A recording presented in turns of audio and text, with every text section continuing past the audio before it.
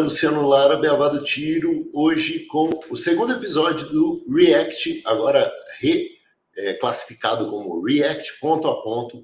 Né? Nós tivemos uma experiência bem bacana ontem, o pessoal gostou bastante do primeiro React àquela reportagem do UOL, e hoje nós vamos fazer um React de um podcast que me foi enviado, né? Um episódio de um podcast da senhora Natuza Neri, né?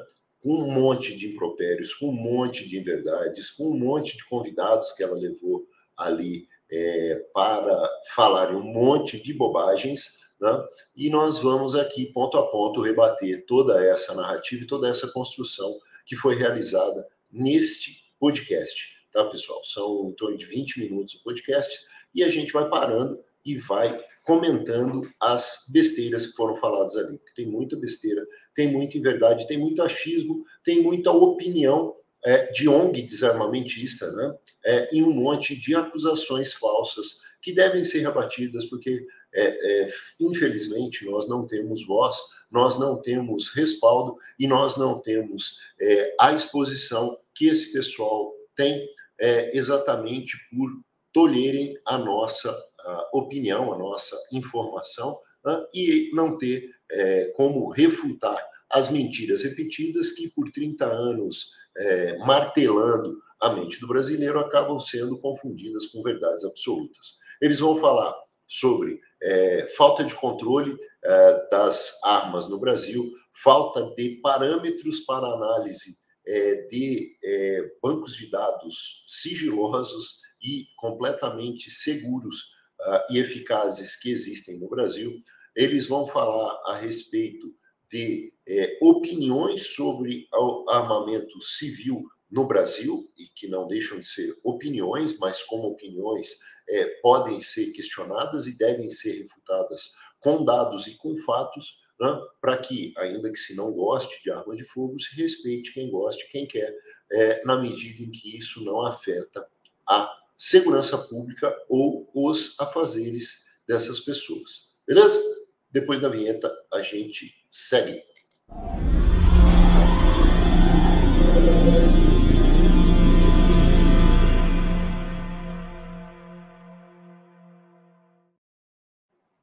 Bora lá, então nós vamos colocar aqui os podcasts da senhora Natuza Neri, que teve a seguinte manchete: CACs e a coleção de mortes violentas no Brasil.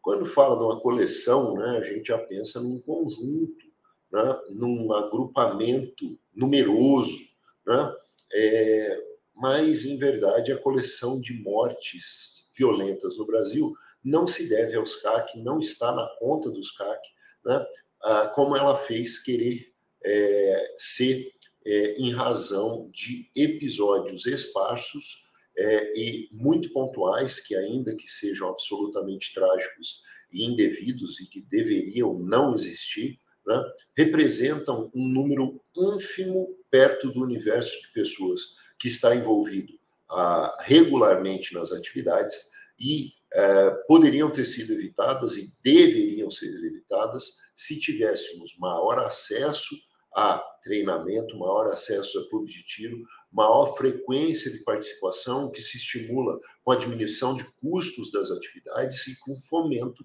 de cursos de formação, cursos de treinamento, o que, na verdade, a nova legislação ela vem por reduzir e quase acabar aqui no Brasil. Ela já começa com a fala do senhor presidente da República no primeiro dia de mandato e levantando a bandeira que, infelizmente, ele tão fortemente representa. Estamos revogando os criminosos decretos de ampliação de acesso a armas e munições que tanta insegurança e tanto mal causaram às famílias brasileiras. No primeiro dia de seu terceiro mandato, Lula atuou para conter o acesso a armas de fogo pelos CACs. Então, já fazer o primeiro contraponto, né, já que aqui é o React ponto a ponto, o primeiro contraponto que deve ser feito é que, na fala do presidente, num revanchismo eleitoral, num revanchismo político, houve a revogação de parte, não foram de todos, de parte dos decretos que vigiam a respeito da regulamentação da lei de armas no Brasil. Só que essa revogação se deu baseada em estancar a violência causada por esses decretos. Não há nenhuma prova de que houve qualquer violência causada por esses decretos. Não há, tecnicamente, nenhum estudo que correlacione as armas legais vendidas e a sua utilização no crime no Brasil, seja pelo crime organizado, como se tanto falou e fala aqui no Brasil, como em crimes esparsos. Não houve guerra no trânsito em razão de brigas de trânsito, como se aventou. Não houve qualquer aumento no número de violência doméstica, como inclusive vai ser falado em seguida, né? Não houve nenhuma prova de que o aumento da venda de armas, e houve um aumento na venda de armas nos 4 anos do governo anterior, resultasse em aumento de crimes violentos no Brasil. Muito pelo contrário. Dados de uma ONG, né, o Fórum Brasileiro de Segurança Pública, né, que na verdade não tem nada de fórum brasileiro, é uma ONG, né, faz parecer que são informações levantadas por órgãos públicos e que seja um órgão público fazendo o levantamento. Na verdade, é um grupo, uma organização não governamental privada, né, que levantou os dados e publica o Anuário da Justiça, né, o Anuário da Segurança, né, ela mostra que nos últimos 4 anos, de 2019 a 2022, nós vivenciamos empiricamente, nós vivenciamos de fato um aumento no número de venda de armas e um decréscimo de crimes violentos, roubos, latrocínios e homicídios, chegando à diminuição comparativamente 2019 e 2022 de 18 mil, redução de 18 mil mortes da alta histórica que vinha sendo acompanhada até a nova regulamentação da lei de armas. Então já começa como inverdade, dizendo que a revogação dos decretos seria para a salvaguarda de direitos e proteção da população, o que é absolutamente inverídico. Sigla para colecionadores, atiradores desportivos e caçadores. Acesso que explodiu nos 4 anos do governo anterior, quando Jair Bolsonaro facilitou o acesso às armas de fogo. Acesso que explodiu, não explodiu nada, né? O acesso que houve foram de 2019 a 2022, houve a venda de 900 mil armas, dessas 60 mil armas de uso restrito, apenas 60 mil armas, no universo de 930 mil armas, apenas 60 mil de uso restrito. Dessas 60 mil de uso restrito, apenas 20 mil carabinas na plataforma R, né, que eles indevidamente chamam de fuzis, ou rifles, né, o rifle na denominação americana, mas aqui no Brasil, na classificação, são carabinas ou rifles, não são fuzis de assalto, né, e apenas 20 mil foram vendidas nesse universo de 900 e tantas mil armas nesse período. Por 4 anos, isso dá um pouco mais de 200 mil armas por ano, não é explosão nenhuma. E o Brasil viu crescer o número de registros em ritmo acelerado. Foram 144 mil novos registros por ano. Muitas pessoas se registraram como CACs para terem as armas, não para praticar o esporte, ou a coleção, ou a caça, mas para ter as armas. E alegavam que essas armas eram para defesa pessoal. Vem o senhor Roberto Shoa. Vamos lá. O senhor especialista Roberto Shoa, que eu já referi no React anterior, né, ele vem dizer aqui que as pessoas tiveram acesso aos equipamentos e muitos alegaram que esses equipamentos não eram para atividade como o CAC. A gente precisa deixar claro aqui, já que o vídeo se destina a quem não é da área, né, quem tem o certificado de registro, quem tem o CR obtido com o Exército, ele pode apostilar algumas atividades, dentre elas as do CAC. CAC representa a sigla de caçador, atirador desportivo e colecionador. Né? Quando você adquire as armas para essas finalidades, para essas atividades, essas armas são destinadas especificamente a isso. Mas é uma inverdade dizer que essas armas não se destinam à defesa. Tá? Inclusive, para a defesa do acervo, elas podem ser utilizadas. Por exemplo, com o porte de trânsito. O porte de trânsito vinha estabelecido exatamente para garantir a segurança do acervo, do deslocamento do endereço de acervo até o local da atividade. Se permite e se permitia a utilização do porte de trânsito para a defesa do acervo no transporte, que se o diga com relação à defesa do acervo no local de acervo. Tá? Isso, inclusive, é a posição do Exército. Isso, inclusive, é a minha posição nos meus livros. Legítima Defesa Armada, o LDA, e o Papa Alfa, porte de arma para defesa pessoal. Uma coisa é utilizar o equipamento em defesa pessoal em legítima defesa. Isso aí você pode utilizar qualquer equipamento.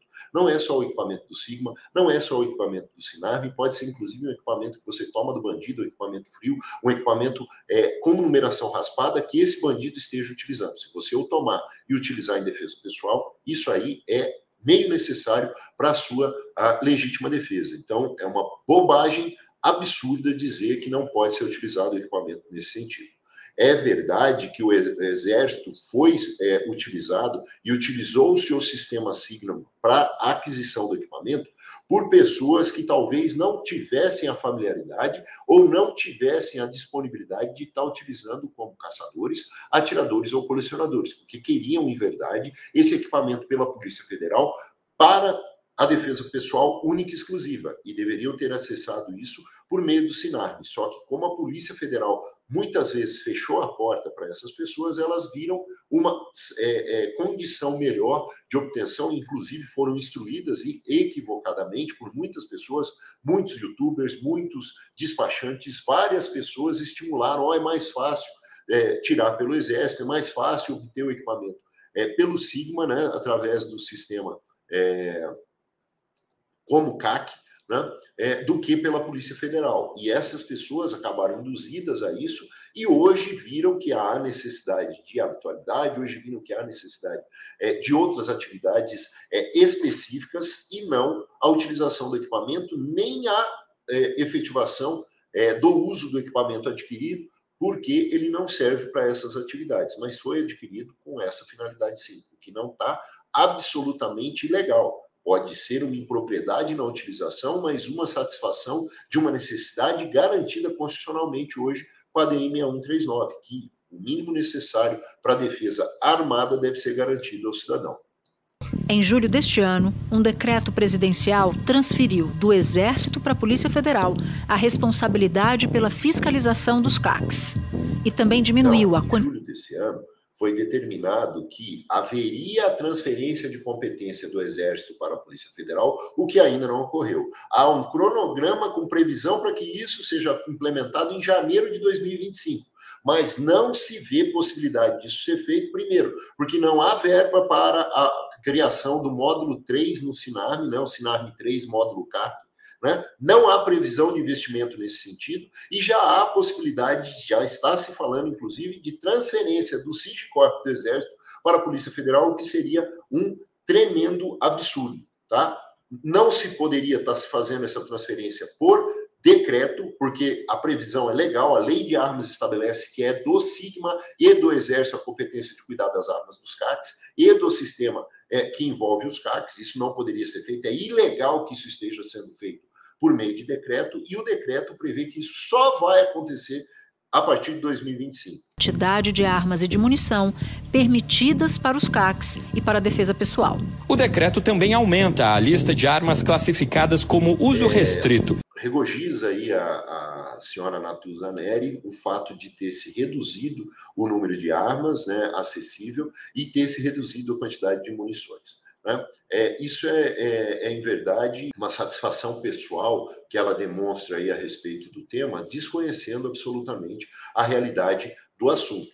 No Brasil, os 900 mil CACs, 897 mil a que se chegou em dezembro de 2022, desses 300 mil CACs não tem nenhuma arma. 530 mil CACs têm apenas uma arma. E apenas 67 mil CACs efetivamente possuem mais de uma arma. O fato de ter se reduzido a possibilidade de comprar 30 permitidas e 30 restritas, por exemplo, que havia no sistema anterior, atinge muito poucas pessoas, porque o alto custo e a dificuldade que a burocracia exacerbada exige do CAC faz com que a grande maioria, repito, 830 mil CACs ou não tem nenhuma ou tem uma arma. Que apenas agentes de forças de segurança podem usar. Voltam para a lista pistolas como 9mm, .40 e .45 e todos os tipos de fuzis. Aí já outra impropriedade, né? As armas de uso restrito nunca foram acessíveis apenas a membro das forças de segurança ou das forças armadas. Desde 2003, na Lei de Armas, há autorização excepcional de acesso a esses equipamentos pelos CACs. Diversas atividades só podem ser realizadas por armas classificadas como de uso restrito aqui no Brasil. Essa definição de armas de uso restrito é uma bobagem realizada pelo governo brasileiro desde a era Vargas.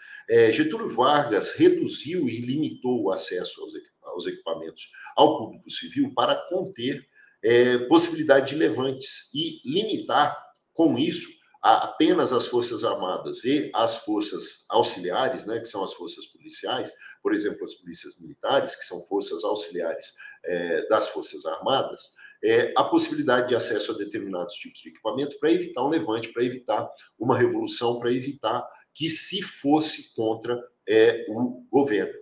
É só por isso que tem isso no Brasil. Nos Estados Unidos, por exemplo, não há essa restrição e essa limitação, exceto com relação a armas de funcionamento automático. O público civil pode adquirir qualquer calibre, inclusive .50 BMG, que é um calibre tido como antimatéria, que é um calibre de munição de altíssima velocidade e energia, né? Até esse é acessível ao público civil nos Estados Unidos, porque não há qualquer fundamento lógico em se restringir o equipamento permitido ou restrito com base no calibre. Mas isso acontece aqui no Brasil, né? E não é restrição somente às forças de segurança, como eu disse. Os CACs sempre tiveram acesso a esses equipamentos, tá? Com maior ou menor facilidade, mas sempre tiveram acesso, porque é do esporte, é do manejo e é do colecionismo que essas armas estejam na mãos dos civis também, com as regras que são estabelecidas. Uma pistola .45 foi justamente a arma usada por um empresário para abrir fogo contra uma dupla de investigadores da... Alguém põe o ponto, né, nas reportagens que a gente vê, que comumente até isso se esquecem. Mas é o 9 por 19mm, aquele que queria fazer referência, porque o 9mm é uma família de calibres, né? O .40 SW e o .45 ACP, né? Calibre tem nome e sobrenome, grafia de acordo com o sistema métrico ou sistema imperial e o sobrenome de acordo com o fabricante e a sua definição, né? Mas voltam esses calibres a serem restritos sem qualquer definição técnica ou sem qualquer razão de ser. Voltamos à energia do decreto 3665, né, de 2003, de 2000, na verdade, ao 5123 de 2003, né, sem qualquer justificativa ou fundamentação técnica. O Exército havia liberado o 9 por 19mm para uso civil no tiro esportivo desde 2017, na portaria Colog 056. Então, desde o governo anterior, era no governo Temer ainda, que já havia sido autorizado pelo Exército o uso do 9 por 19mm para os CAC. Não há qualquer razão, por ter se passado desde 2019 até 2022 com calibres até a energia de 1.620 joules, que também é um parâmetro muito questionado e questionável, mas ainda assim que permitia o acesso a calibres muito mais utilizados, muito mais comuns no mundo todo, permitindo acesso a muito melhores equipamentos e insumos, voltarem a ser restritos nesse momento. Tá? Não há justificativa técnica. No grupo de trabalho, e eu participei de 5 das 10 reuniões do grupo de trabalho, desde a 6ª até a 10ª reunião, não havia sequer discussão a respeito dessa alteração. Órgãos do governo festejaram o fato de, na 7ª reunião, nós já não estávamos nem falando mais de calibres, como, por exemplo, a Receita Federal do Brasil.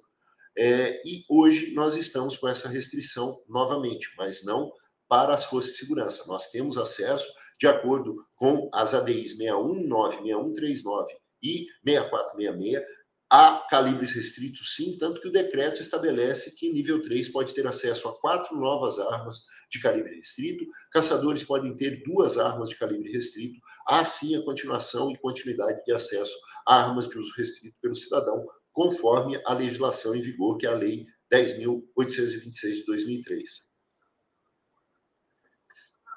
todos os tipos de fuzis, né? A tara da esquerda e do jornalismo em fuzis, né? A definição de carabina, fuzil, espingarda e rifle, ela é técnica, tá? Ela precisa ser entendida de acordo com a técnica e a definição trazida em lei e pela doutrina. Não é por invenção, não é por vontade, não é por fetiche. E aí agora fala-se da tragédia ocorrida esse final de semana. Nós temos vídeo aqui no canal já criticando e falando dos absurdos que foram praticados por aquele empresário, né? Muito provavelmente sob efeito de álcool e drogas, que atacou pessoas na rua acreditando que se tratavam de criminosos, de um golpe que estava sendo aplicado, mesmo tendo sido dito pelo seu vigia, pelo cidadão da segurança ali do imóvel que chegou, que se tratavam de policiais dizendo que queriam as câmeras de segurança, por ter havido um crime no dia anterior ali na vizinhança. Ele acreditou que se tratava de bandidos e saiu abrindo fogo, que nenhum protocolo, que nenhum curso de defesa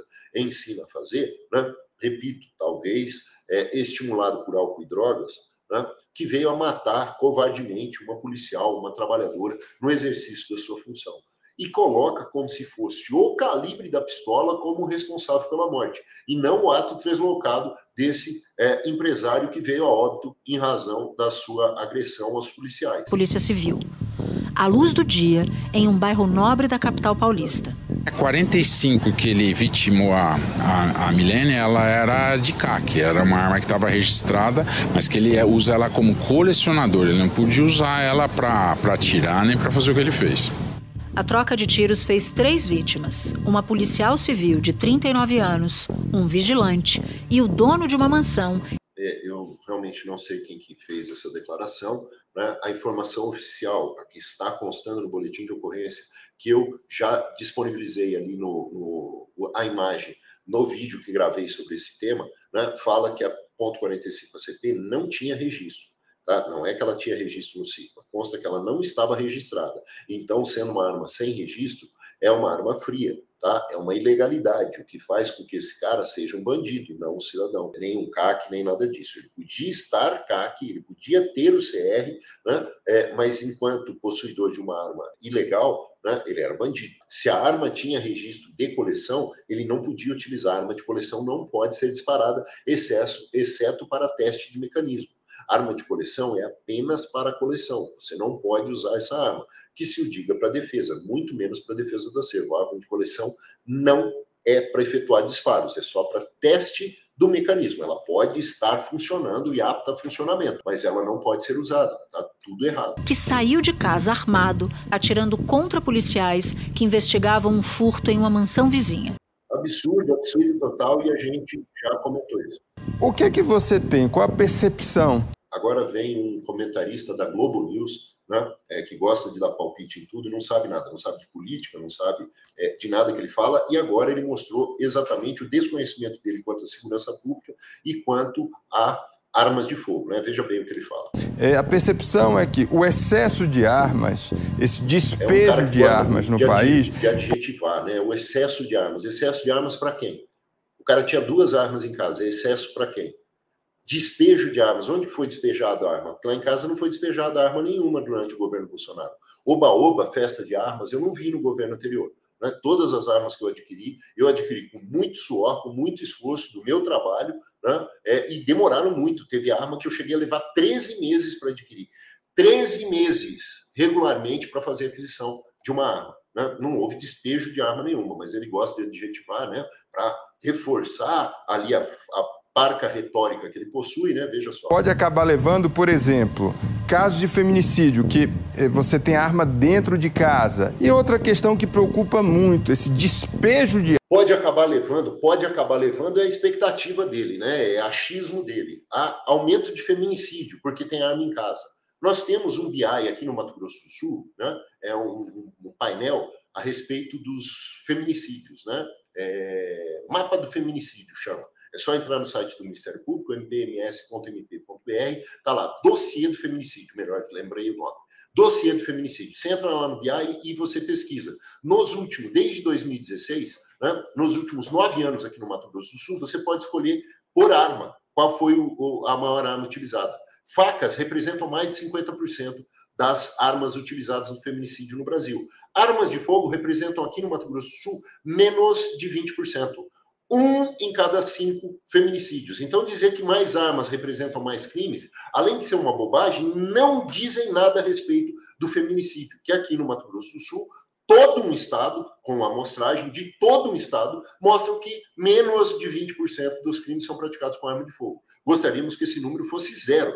Mas, repito, na minha pesquisa, nos últimos 6 anos, nenhuma arma legal foi utilizada em crimes de homicídio no Brasil, incluídos aqui no Mato Grosso do Sul, incluídos feminicídios. Então, nenhum feminicídio foi praticado durante o período do governo Bolsonaro aqui no Mato Grosso do Sul como arma legal. Então, o aumento de venda de armas não representou qualquer problema com relação ao crime de feminicídio. Muito pelo contrário, se a mulher estivesse armada, ela poderia se defender contra o covarde agressor utilizando essa arma para defesa pessoal. Armas no país acaba facilitando e muito o acesso de criminosos às armas restritas. Esse despejo de armas, mais uma vez, um termo absolutamente atécnico e que não representa o que viveu o país nos últimos 4 anos, teria permitido um maior acesso aos criminosos de armas de uso restrito. Quem disse que criminoso se utiliza de armas dos CACs para obtenção dos seus armamentos? Quem disse que é necessário para que o bandido tenha esperar um CAC ter? Eu levei 13 meses para comprar o meu rifle, tá? Eu levei 13 meses para comprar minha carabina no calibre 5.56 por 45. 13 meses. Você acha que bandido espera 13 meses para comprar uma arma? E mais que isso, as 60 mil armas de uso restrito vendidas em 4 anos, uma média de 15 mil armas por ano, elas foram utilizadas no crime quando? Qual foi o crime que foi praticado com essas armas? Houve uma operação que viu um cara comprando 28 fuzis, 27 ou 28 fuzis, que na verdade eram 28 carabinas, né, no calibre 5.56 por 45, do fabricante nacional, 28 T4s, e só o fato de uma pessoa física comprar 28 armas iguais já deveria ter levantado suspeita. Foi se apurar, tinha envolvimento de militares, tinha envolvimento de despachantes, tinha envolvimento de pessoas, inclusive de representantes comerciais do fabricante, todo mundo apurado com responsabilidade em razão de ter permitido aquela venda ser realizada daquela forma. E os fuzis foram encontrados, na verdade, carabinas, foram encontrados na casa do cidadão. Nenhum foi para o crime organizado, ainda que se tentasse essa destinação. Armas de poder de fogo muito maior. Antes, isso daí tinha um grau de dificuldade, e isso era percebido, bem maior do que hoje em dia, com esse derrame de armas no país. Um equipamento com poder de fogo bem maior a quê? Comparado a quê? A criminalidade já utilizava? A criminalidade organizada no Brasil se utiliza de armas de funcionamento automáticas, né, de alimentação automática, e sempre teve acesso ao 5.56 por 45, ao ponto 308 MIM, ao 762 por 51, sempre teve acesso. Não é de hoje que tem acesso ao ponto 30, a ponto 50 BMG, não é de hoje, não é de hoje. E não foi mudada essa questão em razão do governo anterior. O crime organizado se utiliza de armamento muito mais potente há muito tempo. E armas que não são acessíveis ao CAC, que não foram acessíveis ao CAC e que não serão. Armas de funcionamento automático, né, que dão rajadas, né, e que isso nunca teve acesso ao CAC. Mas ele é cheio de opinião. Esse derrame de armas, é despejo, é derrame. Vejam a verborragia com que o tal repórter, né, precisa se valer para reforçar a sua opinião. Só opinião. A coleção de mortes violentas no Brasil. Neri falando da coleção de mortes violentas no Brasil. Como a falta de controle sobre os CACs. Falta de controle sobre os CACs. Quem aqui teve falta de controle? Eu, em 2022, tive 2 vistorias no meu endereço de acervo. 2 vistorias físicas. O Exército foi lá e olhou arma por arma. Conferiu numeração, bateu foto do cofre, do sistema de alarme, do sistema de monitoramento, do sistema de movimentação. Tudo. 2 vezes. Não foi uma só. 2 na 9ª Região Militar. Qual que é a falta de fiscalização? Alguém consegue comprar uma arma sem fazer o namoro e verificar se a arma está disponível, fazer o pedido de autorização de compra da arma específica, ter a autorização de compra da arma específica, pedir na loja a expedição da nota fiscal específica com o número de série do equipamento, pedir o registro do equipamento, registrar do equipamento, pedir a expedição do CRAF, tendo o CRAF, pedir a expedição da guia de trânsito e aí sim ter condição de passar dos 5, 8, 10, 13 meses e buscar a arma que você começou a namorar lá atrás. Isso é falta de fiscalização? Houve decréscimo do número de crimes violentos. Houve absurdo decréscimo do número de crimes de homicídio. 18 mil a menos. Aumento do número de assassinatos aonde? Com armas legais não foi. E mesmo com armas ilegais, houve decréscimo, pelo efeito auréola. Contribui para o aumento de assassinatos e o que pode mudar quando a fiscalização passar para a Polícia Federal. Quer dizer que o Exército não trabalhou todos esses anos? Quer dizer que houve algum problema com relação ao Exército Brasileiro de 2019 a 2022? Da onde a senhora está tirando isso, senhora Natuza Neri? Da onde que saiu essa informação que o Exército não estava trabalhando ou que não estava trabalhando a contento? Da onde? Neste episódio, eu converso com Natália Polak, gerente de projetos do Instituto Sou da Paz. Vamos lá, agora melhorou, porque ela vai falar com a gerente de projetos do Instituto Sou da Paz, ONG desarmamentista bancada pelo George Soros. ONG desarmamentista bancada pelo George Soros. Altamente desarmamentista, o senhor George Soros, e financiador, um dos financiadores da ONG desarmamentista Instituto Sou da Paz. Agora, a super especialista, gerente de projetos, vai começar a falar do que ela acha como responsável dos projetos da ONG desarmamentista. Vamos ouvir. Terça-feira, 19 de dezembro. Natália, por que o caso do tiroteio recente em São Paulo envolvendo um empresário registrado como CAC, aqui só para lembrar que a sigla atende pelos nomes de caçador, atirador desportivo e colecionador de armas, é representativo sobre os riscos de ter uma arma em casa? Sim, é um caso bastante trágico e bem ilustrativo. Vamos lá, o que um caso isolado de um empresário sob efeito possivelmente de álcool e drogas, que acreditando que a informação passada pelo vigia de que duas pessoas que estavam buscando as imagens de câmera de segurança para investigar um crime seria na verdade um golpe, um migué, um estelionato, algo do tipo, não lembro a expressão que ele utilizou, né? Fez com que ele pegasse as suas armas, fosse lá e atirasse nas pessoas na rua. A esmo, descontroladamente. O que esse caso isolado representa com relação ao perigo causado por 897 mil CACs que não estão envolvidos em crimes? Nada. Uma tragédia, algo absolutamente desprezível e que poderia ter sido evitado se ele respondesse pelas regras de segurança e pelos princípios que nós ensinamos nos nossos livros, o LDA e o Papa Alfa, que poderia ter sido evitável e, por isso, uma tragédia muito maior, né? Uma morte que não poderia e não deveria acontecer. O que isso representa com relação ao universo de 897 mil CACs? Nada. Isso é estatisticamente desprezível, ainda que não devesse acontecer. Ainda que eu deixe aqui as minhas condolências à família dos mortos, em especial à Polícia Civil, que no exercício da sua função, por meio de uma investigadora, teve a sua agente policial com a vida ceifada indevidamente, absurdamente por essa ação desse cidadão. De fato, dos riscos de ter essa posse facilitada de armas, né? A gente teve uma liberação muito grande no governo federal anterior, uma facilitação de... É um caso bem ilustrativo do quê? Da exceção, da exceção, da exceção de um caso isolado representa o quê? Vamos lá ver aqui agora. Uma facilitação muito grande do governo anterior, uma facilitação de critérios. Não houve alteração de nenhum critério. Você precisa ter 25 anos, como sempre, você precisa ter emprego fixo, você precisa ter residência fixa, você precisa comprovar bons antecedentes, você precisa juntar comprovante de bons antecedentes, você precisa fazer toda essa prosopopeia que eu falei, desde escolher a arma até ter a guia de tráfego e ter a arma possível de ser utilizada. Não houve flexibilização nenhuma.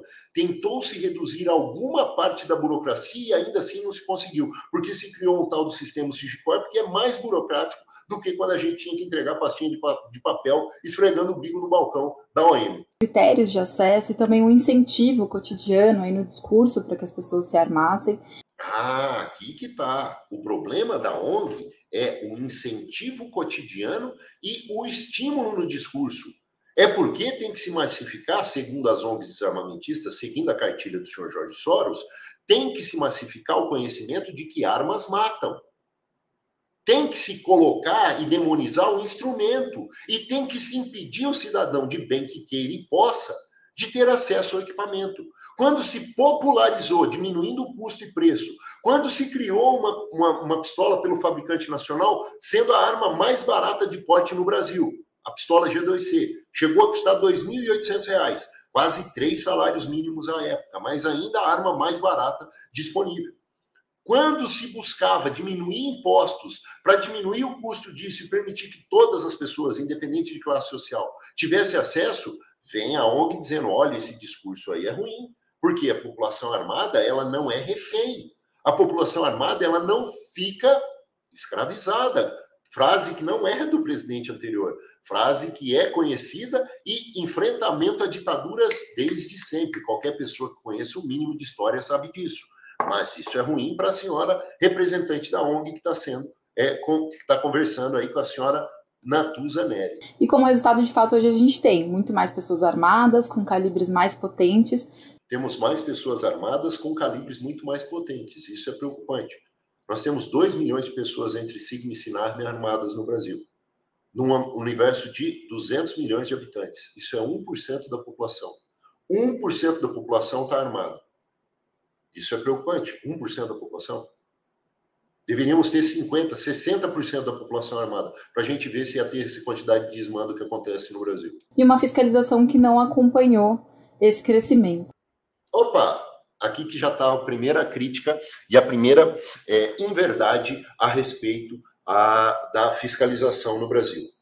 Todos os casos envolvendo bandidos transvestidos de CACs que foram detectados, só foram detectados porque a fiscalização ocorre e porque a fiscalização é válida.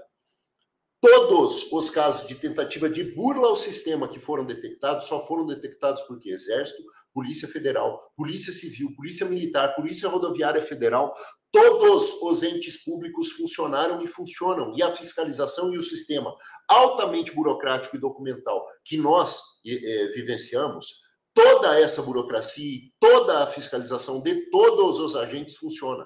E funciona muito bem. Por isso que os excessos são detectados e detectáveis. São e continuarão sendo. Mas ela diz que a fiscalização não acompanhou. Vejam por que a fiscalização não acompanhou. O número de armas com registros em dia na Polícia Federal subiu de 637 mil para mais de 1,5 milhão.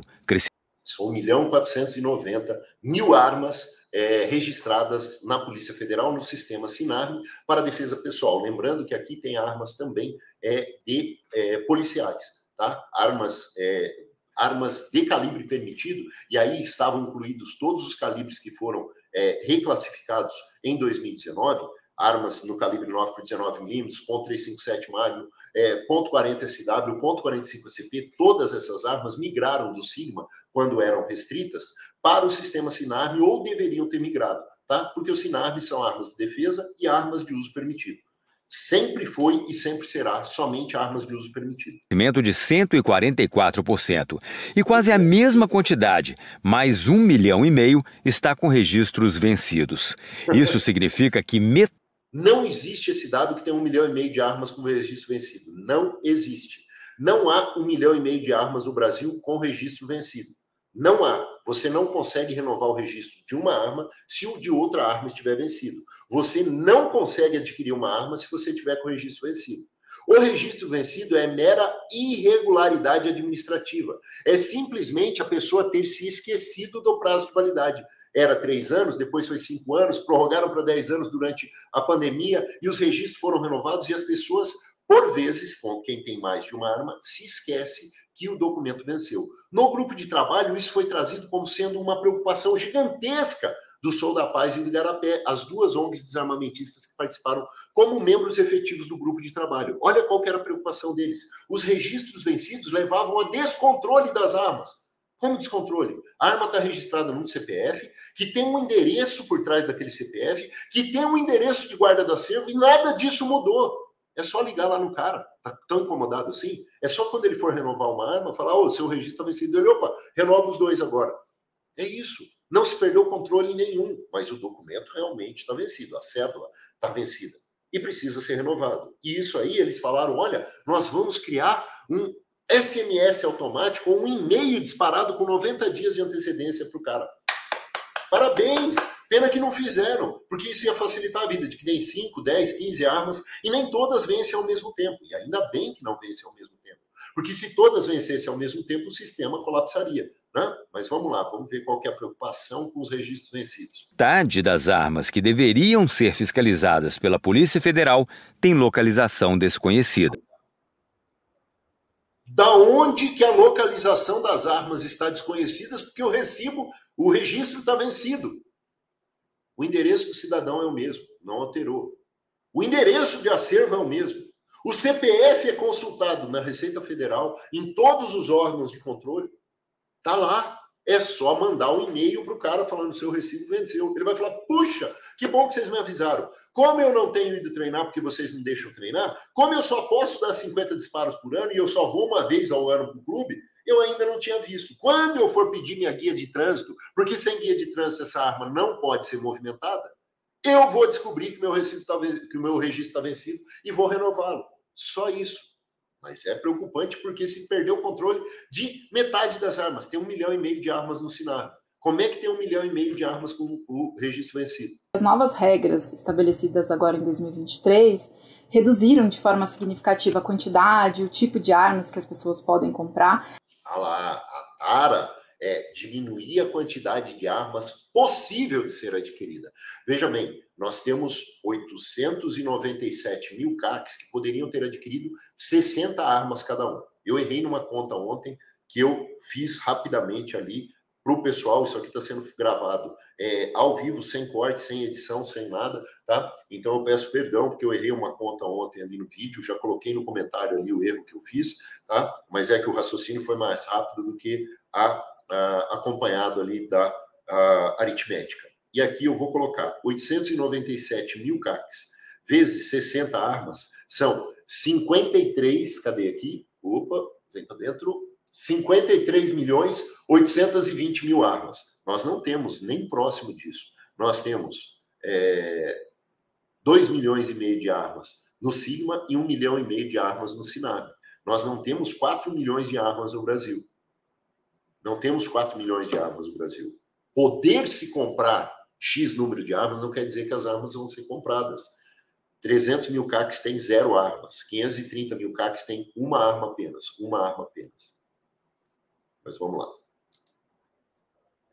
Mas elas não incluíram o recolhimento das armas que já foram legalmente compradas.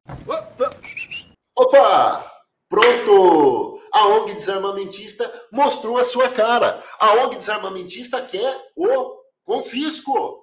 Olha a chateação da senhora Natália, eu acho que não sei o nome da gerente de projeto do Sou da Paz. Olha aqui o que eles queriam que a gente divulgou com o relatório do grupo de transição do ano anterior. O último artigo meu no InfoArmas foi o que consta no relatório do grupo de transição. No grupo de transição, eles queriam criminalizar as armas legalmente adquiridas. Se você continuasse com as armas e não entregasse no confisco, você se tornaria criminoso. E ela deixa isso claro. Vou repetir aqui para vocês. Olha, isso, as regras que mudaram, diminuíram a quantidade, os tipos de arma, a quantidade de munição, mas não recolheram as armas legalmente compradas. Olha só aqui demonstrado quem é que está por trás do anseio no confisco. É o senhor George Soros, é a campanha desarmamentista, é a propaganda desarmamentista, é a tara desse povo. Eles querem tirar a arma do cidadão de bem. É sobre liberdade, pessoal, não é sobre armas.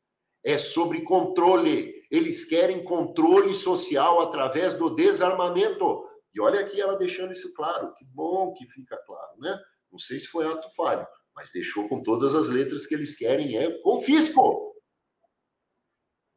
De forma significativa a quantidade, o tipo de armas que as pessoas podem comprar, mas elas não incluíram o recolhimento das armas que já foram legalmente compradas. As armas foram legalmente compradas, elas não podem ser recolhidas. A senhora esqueceu que confisco não pode ser feito. E mais que isso, a ADI 6139 garantiu constitucionalmente o direito de liberdade e de legítima defesa armada, dizendo que o mínimo necessário para a defesa armada tem que ser garantido. Tem que ser garantido. 6139. A sua tara pelo desarmamento barra na interpretação constitucional dada à lei de armas. Aqui no Brasil tudo é diferente, né? Não se verifica se a lei de armas é constitucional.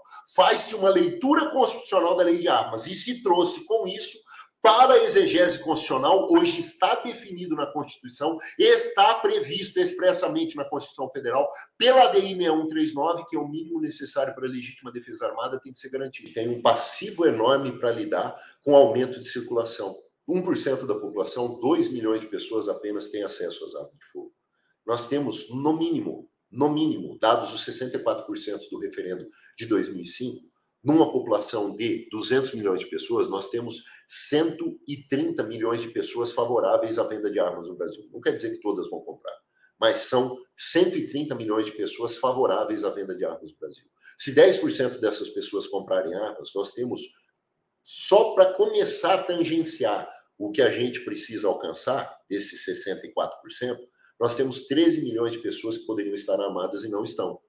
13 milhões, só 10%. Nós estamos com 2 milhões de pessoas armadas ainda. Está muito aquém do que a gente precisa.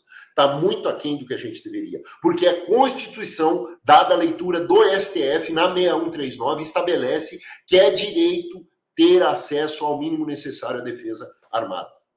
Direito constitucional garantido. Os riscos que muitas vezes não são considerados por quem decide seguir esse caminho de comprar uma arma. Muitas vezes as pessoas só pensam na arma como uma possibilidade de tentar se defender. Quem compra uma arma não tem intenção de atacar a polícia. Quem compra uma arma quer, em podendo e tendo condição, defender, ser a última barreira da barbárie, ser a última barreira contra o crime. Quando 190 já não serve. Porque quando o cara está quebrando a minha porta ou está dentro do meu quintal, eu ligar o 190 com o melhor atendimento da polícia no melhor local do Brasil, 8 minutos são suficientes para o cara me matar, me degolar, estuprar minha esposa e meus filhos.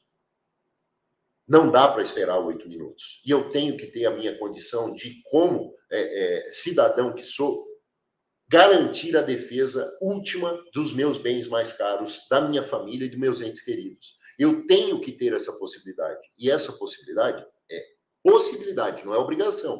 Quem não quer, não compra. Quem não quer, não precisa. Mas quem quer e pode, tem que ter a possibilidade de não precisar depender do 190. A polícia não está aí para defender todas as casas a todos os momentos. O policiamento repressivo e ostensivo, ele tem efeito de segurança pública. O que eu estou fazendo do lado de dentro da minha casa, do portão para dentro, não foi o que o CAC resolveu fazer, que ele resolveu ajudar e agir do portão para fora, né? Do portão para dentro, quem tem que garantir a segurança sou eu, é a minha esposa, são os meus filhos. Esses que têm que estar em condição e preparados para utilizar o equipamento. Esses que têm que ter condição ao acesso ao equipamento. Que, enfim, já é um tanto questionável, porque a chance de uma pessoa comum conseguir reagir de forma bem-sucedida é pequena, mesmo que ela pratique tiro no fim de semana, as situações costumam ser bem adversas. Peraí.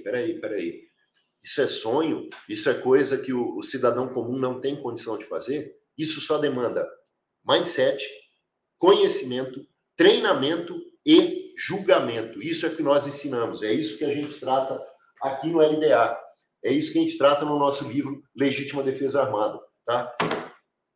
Mindset de combate, mentalidade de combate, conhecimento, treinamento, mais treinamento. Quando você achar que treinou demais, começa a treinar de novo que você não entendeu nada. E julgamento, princípio do julgamento. Qualquer pessoa tem condição de se defender se quiser e se treinar e se capacitar. Qualquer pessoa pode desenvolver, inclusive o mindset de combate. O coronel Grossman, no livro On Killing, no livro Matar, diz que 2% da população tem condição de utilização do equipamento para essa finalidade. Nós temos como desenvolver e nós temos como exercitar e desenvolver a mentalidade da pessoa que queira se defender. Que queira se defender. E pode e consegue sim, e é muito bem sucedido sim o cidadão quando tem que buscar, pelos meios próprios, a sua defesa da sua família e dos seus bens mais caros. Mas enfim, as pessoas decidem comprar uma arma muitas vezes bem intencionadas, amedrontadas pela situação da segurança pública, que a gente sabe que não está ideal.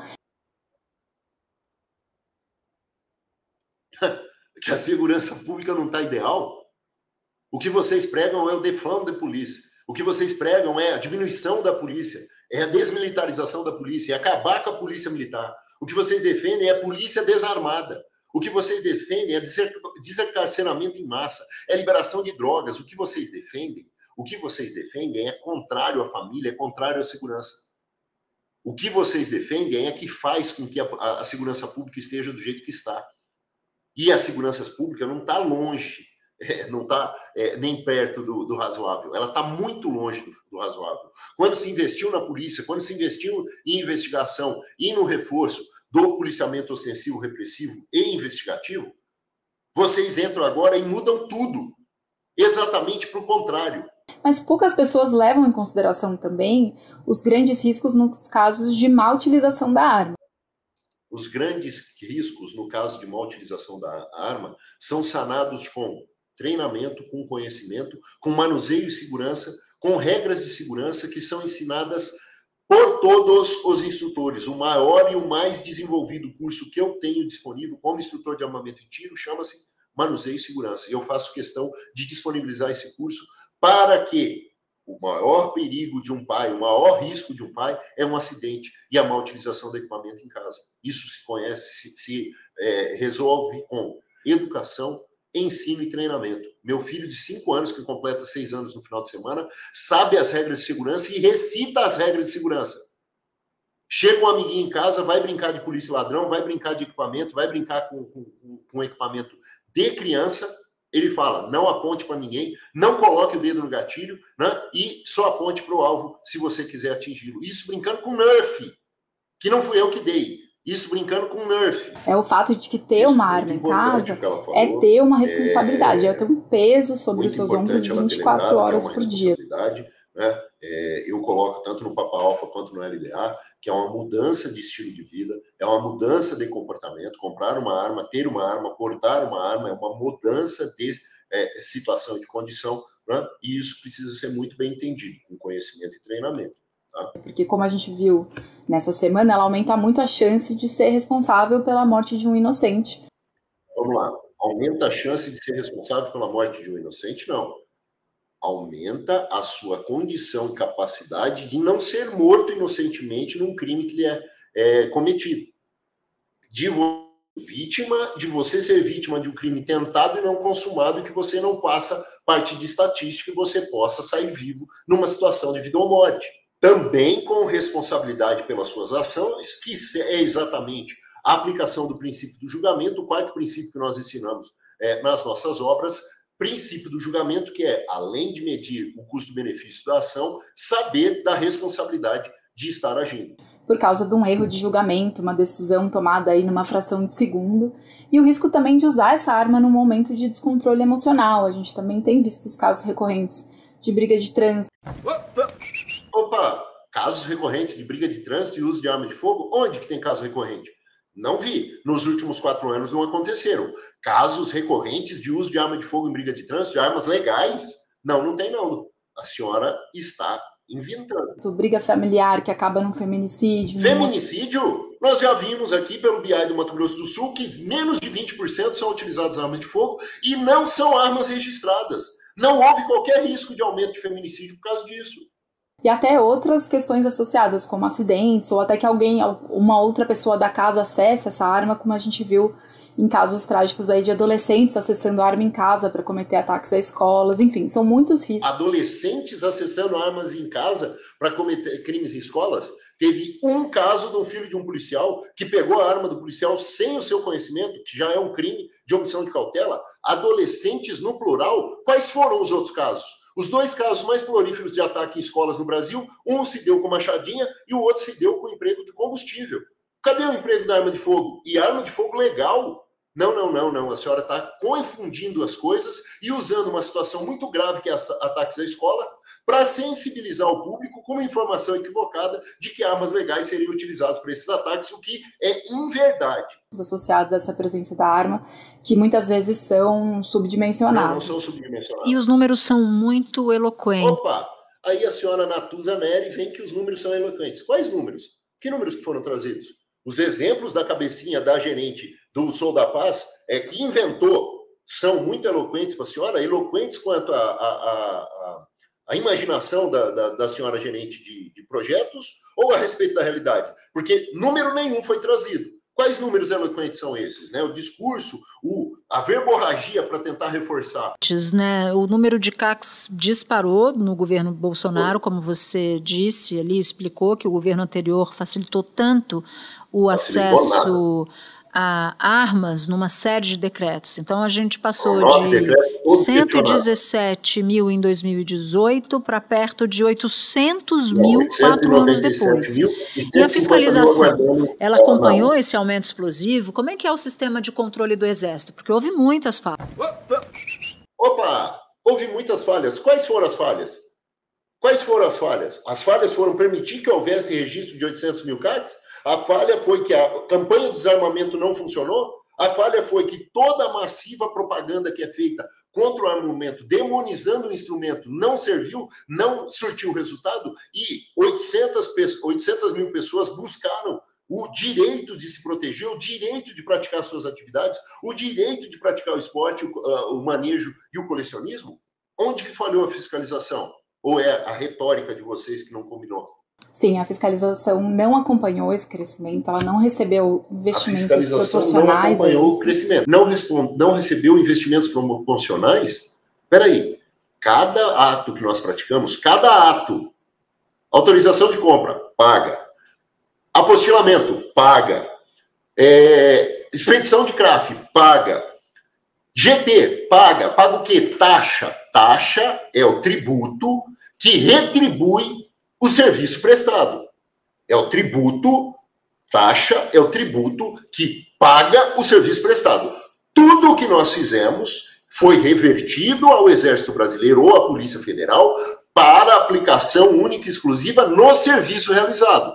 Então, 3 milhões e tantos, quase 4 milhões de armas, que cada ato praticado recebem remuneração por meio de taxas, que geram uma série de valores, né, uma vultosa quantia de dinheiro que é revertida no serviço. Como que não acompanhou? Não acompanhou em quê? Vamos ver. Ela já era considerada precária antes de 2019. Era precária a fiscalização por quem? Só pela ONG, pelo Sou da Paz. Porque ninguém falou que a fiscalização era precária. Na verdade, é uma burocracia absurda e um excesso de fiscalização com atos repetitivos e excesso de dificuldades para o cidadão de bem. Mas vamos ver qual que é. Em 2018, que foi o último ano do governo Temer, os CACs receberam autorização para adquirir quase 59.500 armas. A partir de 2019... No final do governo Temer, 59 mil armas foram adquiridas. Foram 904.858 novas armas para CACs. Isso equivale à liberação de 26 novas armas por hora entre 2019 e 2022. Agora a gente entende que ela está ainda mais diante do aumento da demanda. Falha na fiscalização, porque vendeu mais arma, teve falha na fiscalização. Então o que está havendo não é falha na fiscalização, está havendo permissão de aquisição. Na verdade, o que a ONG quer é que você não possa comprar arma. Ela não quer fiscalização, ela quer obstrução, ela quer impedimento. Isso não é fiscalização, isso é cerceamento do direito. Olha que engraçado, mais um ato falho. Quer questionar a fiscalização quando, em verdade, o que ela pretende é proibição. Ah, entendi. Proibição não teve. O principal sistema que o Exército usa para controlar essas armas dos CACs se chama Sigma. É um sistema... Olha que equívoco. O principal sistema que o Exército utiliza para fiscalizar os CACs se chama Sigma. Não, o Sigma é o sistema de gerenciamento militar de armas. É o único sistema que o Exército tem. O sistema eletrônico que o Exército utiliza se chama SIGICORP. a senhora gerente de projetos lá do Sou da Paz não sabe nem do que ela está falando. O SIGMA é o Sistema Militar de Gerenciamento de Armas, que está em vigor desde 2003 pela Lei de Armas, né, 10.826. Não teve nenhum outro sistema desenvolvido. Tem 2 sistemas no Brasil. O SINARME, que é o Sistema Nacional de Armas de responsabilidade da Polícia Federal, e o Sistema de Gerenciamento Militar de Armas, que é do responsabilidade do Exército, né? Mas o sistema eletrônico que faz o controle do SIGMA para o Exército hoje é o SIGICORP quanto aos CAC. Tem outro sistema eletrônico, né? Mas vamos lá ver se ela acerta alguma coisa. O sistema que já passou por 2 auditorias do Tribunal de Contas da União, está passando por mais uma nova. É um sistema muito antigo, que não tem várias funcionalidades hoje já consideradas... Opa! Passou por 2 auditorias e foi comprovado que é um sistema deficiente. Por que é um sistema deficiente? Vou adiantar para vocês. Nas auditorias do Tribunal de Contas, eles pedem o seguinte: eu quero especificação do número de armas por estado. O Exército não funciona por estado, ele funciona por regiões militares. E eles têm os dados das RMs. Eu quero que o campo, a respeito das armas de fogo, dê os dados de cada carabina, de cada fuzil, de cada rifle e de cada espingarda. Só que o SIGICORP trabalha com um campo só, armas longas, porque não faz distinção para o sistema se é revólver ou pistola, arma curta, se é espingarda, carabina, fuzil ou rifle para arma longa. A distinção é guia de tráfego com porte de trânsito para armas curtas e guia de trânsito, somente guia de tráfego sem porte de trânsito para as armas longas. Era o que o sistema tinha de distinção com relação aos equipamentos. Não faz para o sistema e para a legislação qualquer outra distinção do que não criaram um filtro nesse campo. A falta de filtro para a espécie de armamento diz que não tem fiscalização? Não, diz que o sistema não tem o filtro. O que custa colocar num filtro de espécie de armamento uma linha de dado, uma linha de código-fonte, uma linha de programação. Cria o sistema de divisão de dados. Mas vamos lá. Não tem várias funcionalidades? A funcionalidade tem que servir para o Exército, não é para o Sou da Paz. Pouco importa a opinião do Sou da Paz se está funcionando para o Exército. O Exército expede as guias, o Exército expede os CAPs, o Exército tem as informações necessárias de acordo com a lei, de acordo com as portarias, de acordo com as instruções normativas e de acordo com os DIECs. É para o Exército que tem que funcionar, não é para o Sou da Paz. Não tem padronização de entrada para quem? Só tem um tipo de entrada. Não tem padronização de entradas, não tem algumas requisitos de segurança. O sistema é totalmente auditável. Quem fez cada alteração, qual é todo o histórico de cada uma das fichas, digamos assim, de registro ali presentes. Histórico de registros? Tem anotações completas da área, da data da entrada da arma até a data da destruição. Tudo registrado, auditado, auditável e fiscalizável. Então, também houve uma tentativa de minimizar isso por parte do Exército. Em 2020, eles chegaram a lançar um novo sistema, mas o então presidente Bolsonaro mandou revogar essa portaria sem justificativa técnica.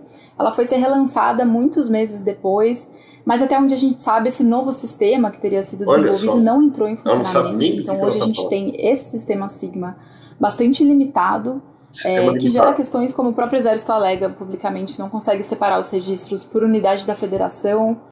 Eles querem um filtro por unidade da federação que para o Exército não existe. As unidades do Exército são de região militar. Eles querem mudar a forma de atuação do Exército, porque não se adequa ao que quer a ONG. E o Exército está vinculado à ONG, à vontade da ONG, por quê? A organização militar é dividida em regiões militares. Eles querem mudar o sistema de regionalização do Exército. Tá certo. E isso é falta de fiscalização. O que eles querem mudar é o problema deles, mas isso não representa falta de fiscalização. Publica dados por região militar, que é uma divisão administrativa muito mais agregada, só em 12 regiões do país inteiro, o que também não permite fazer várias análises importantes. Várias análises importantes. Pois bem, não é falta de fiscalização. Não consegue padronizar entradas de marca, por exemplo, questões bastante simbólicas da fragilidade desse banco e dos processos de análise feitos com esses dados. E aí acho que tem uma fragilidade do próprio banco para possíveis casos de corrupção e falhas no controle. Falha do sistema para verificar atos de corrupção. Todas as irregularidades em que houve envolvimento de militares e que constava acesso ao sistema para a realização das fraudes foram detectados, e só foram detectados porque o sistema é auditável. Porque a fiscalização é absurda e a burocracia é redundante. Se trata de arma de fogo e munição. Pessoal, isso não é falha de fiscalização, isso é efetividade da fiscalização. Está se criticando o Exército sobre algo que o Exército não tem culpa. Quem faz essa quantidade de burocracia é a legislação. O Exército só executa e cumpre as ordens emanadas da lei, do decreto e das portarias. Portaria Cologues e os DIECs, que são expedidos para execução disso aí. Da onde que se tirou isso? Mas também é um sistema que tem muitas questões em relação à conexão com outros bancos de dados. Ele não se comunica com outros bancos de dados. Vejam só. Desde 2003, Sinarme e Sigma, criados pela Lei de Armas, deveriam se comunicar e não se comunicam.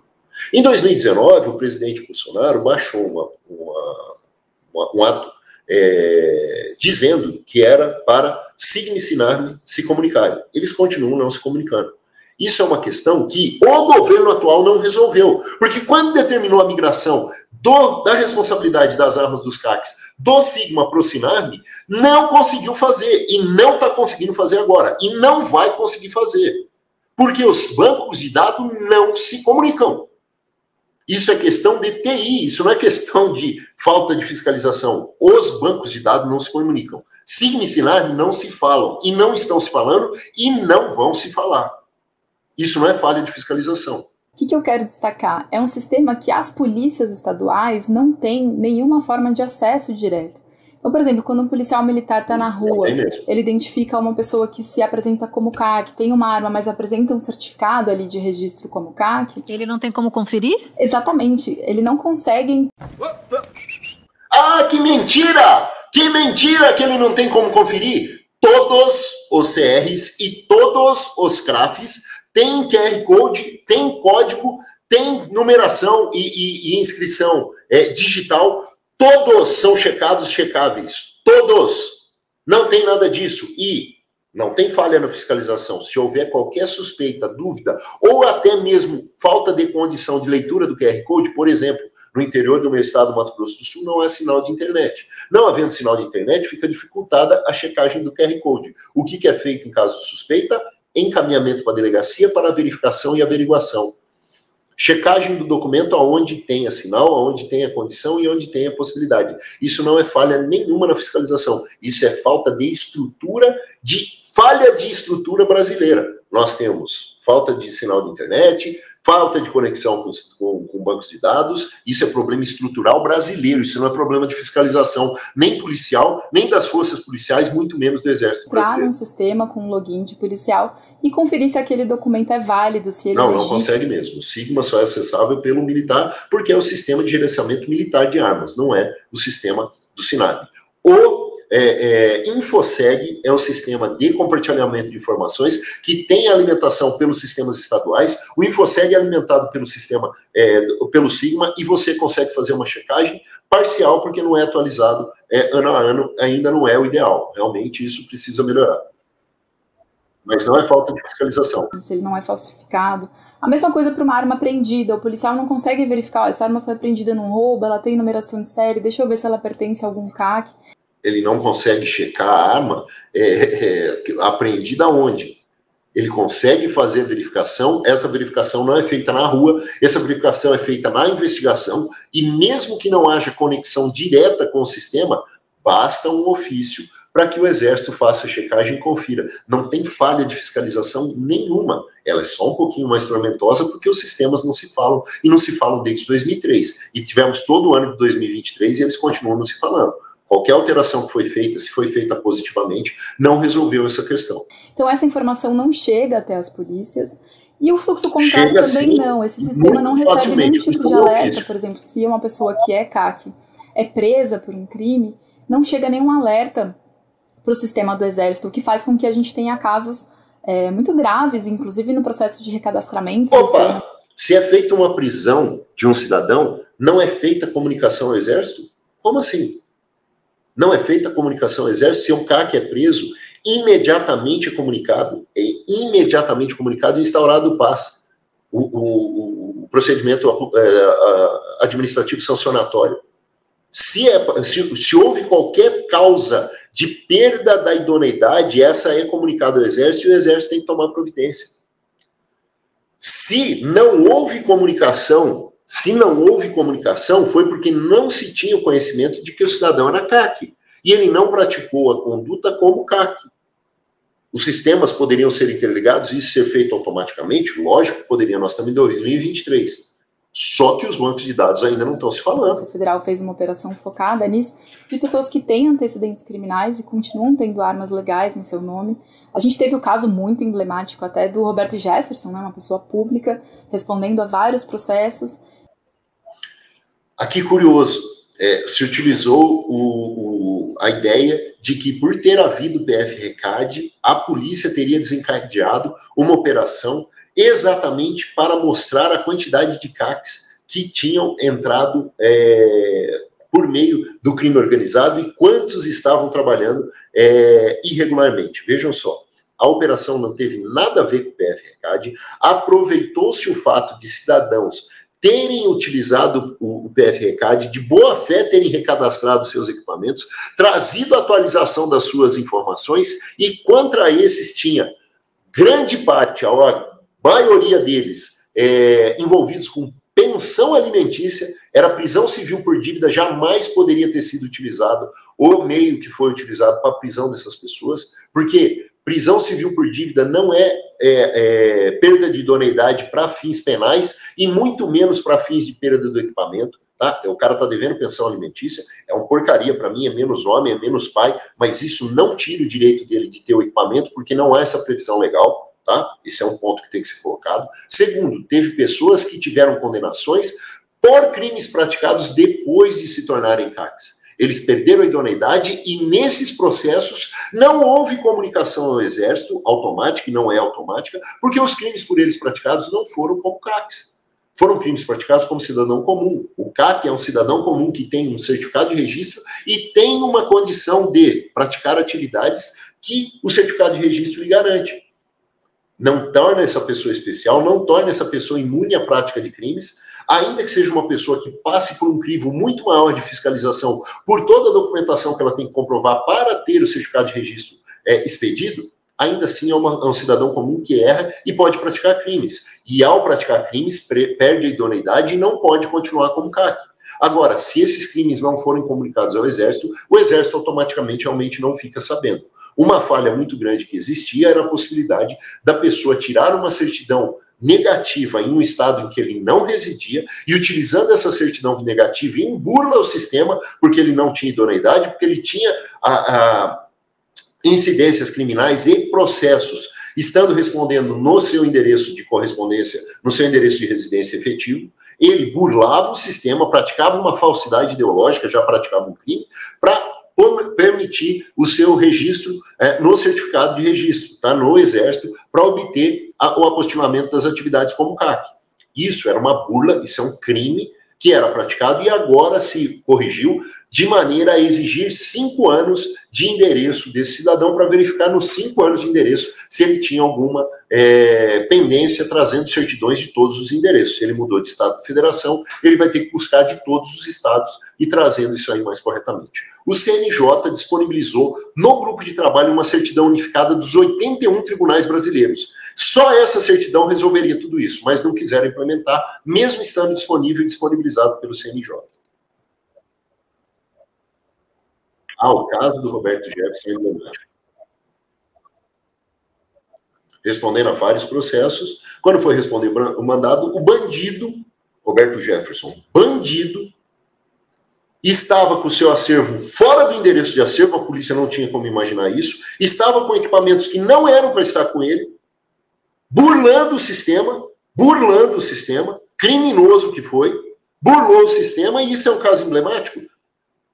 99,65% dos CACs tiveram suas armas vistoriadas pelo PF-RECAD e todas as armas estavam com os CACs. 99,65% delas. 0,35% não foram fiscalizadas, e a essas havia resposta, inclusive porque o número de armas não fiscalizadas, 6.100, 5.900, ficou muito próximo do número de armas que foi registrada a mais como armas de uso permitido, 6.100, 6.100 que 5.900 são muito próximos, pode ter havido um erro no registro ali do PF-RECAD, dentre outras possibilidades. Pessoal, nós estamos com 11 minutos de 21 minutos desse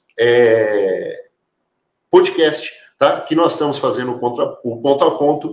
Eu vou suspender por aqui, vou seguir num outro arquivo, tá? Nós vamos ter 2 capítulos, então, desse podcast, que é um podcast de 20 e tantos minutos, tem muito ponto a ponto a ser rebatido, então a gente vai ficar com esse primeiro episódio, e o segundo episódio vai ser gravado em seguida. Beleza? Espero que vocês estejam gostando. Façam os exercícios dos 3 Cs. Curta, compartilhe esse vídeo, comente, deixe o seu comentário aqui se você gostou. Se você gostou da forma com que nós estamos fazendo esse React, né? Por se tratar de um podcast, ele está pequenininho aí, a gente está aproveitando muito mais as informações equivocadas, os absurdos que estão sendo falados, né? E está ficando a minha imagem maior aqui. Fosse um vídeo, o vídeo estaria maior, mas compartilhe esse vídeo, porque nós estamos chovendo no molhado, né? Nós estamos gastando pérolas com porcos, como dizem alguns, ao falar isso dentro da nossa bolha, dentro do pessoal que sabe que o que eles estão falando aí é absurdamente equivocado. Nós precisamos que esse vídeo chegue